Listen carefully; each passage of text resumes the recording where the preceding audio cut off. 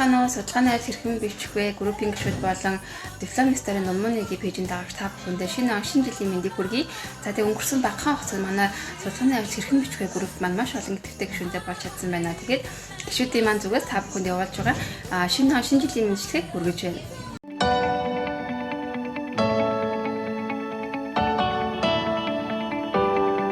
Сайн байцгаана уу? Ном байна. Та бүхэндээ энэ өндрийн мэндийг хүргэе.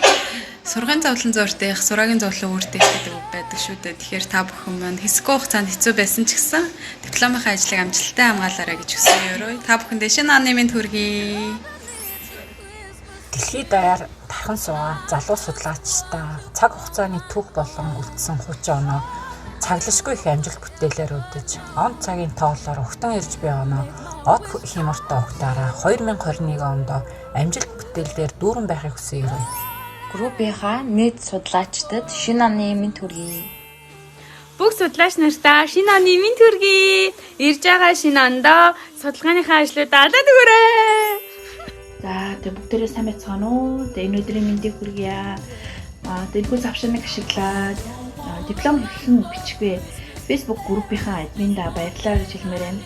Учир нь энэ Солонгос улсад суралцдаг оюутнууд ялангуяа магиструудын оюутнуудад тулгардаг асуудлын нэг болохоор диплом бичих байдаг. Тэгээ энэхүү асуудлыг шийдэхийн тулд бас ийм сайхан группийг нээж энэ группээр дамжуулан олон сайхан залуучууд хоорондоо нэгдээд мэдлэг туршлагаа хуваалцах боломжийг өгсөн зүйлээр баярлж байна.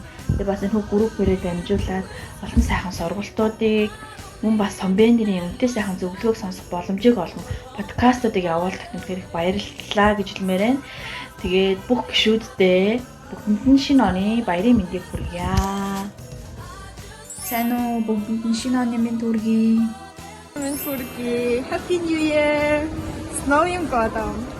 Судлаачдаа коронавиг далимдуулаад гэртээ пандемикийн хугацаанд гэртээ байх хугацаанд бүгдээрээ дипломоо амжилттай бичиж дуусгаарай. Нэг зүйлийг сануулж хэлэхэд сургууль болгонд өөрсдийн темплейт байгаа. Хэдүүлээ ноорог гэж хэлгүүгээр тэр темплейтээр ноорог байсан ч гэсэн тэр темплейтээ ашиглаад тэрнийхээ дагуу бүгдээрээ заавалчгүй дипломоо бичиж заншаарай гэж хэлмээр байна. Бас нэг юм бүх хүүхдүүд энийг туулж гарсан баха гэж бодож байна. Нөгөө дипломоо бичиж байгаа хадгалахтаа ижлэхэн нэрээр хадгалж өмнөх дипломоо устгаж үйлсэн тохиолдол зүйтэй байдаг баг. Тэрэн дээр бас нэршил дээр бас анхаараарай гэж хэлмээр байна. Та бүхэн шинэ оны мэндийг Сайн байцгаана уу?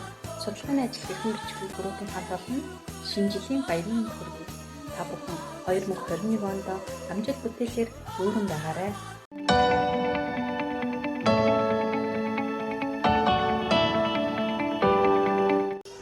За тэгээ өнгөрсөн хугацаанд бид бүхэн та бүхэндээ өмнө туршлагатай доктор профессортай ярилцсан 3 подкаст болон хүргэсэн байна. За мөн дээрээс нь Tips for Research буюу судалгааны ажил бичгтэй холбоотой зөвлөгөө болон дүрийг хүргэсэн байна. За мөн хамгийн сүүлд нь бид нэр анхныхаа сургалтыг зохион байгуулад маш амжилттайгаар дундаа гараад явж байгаа байлээ.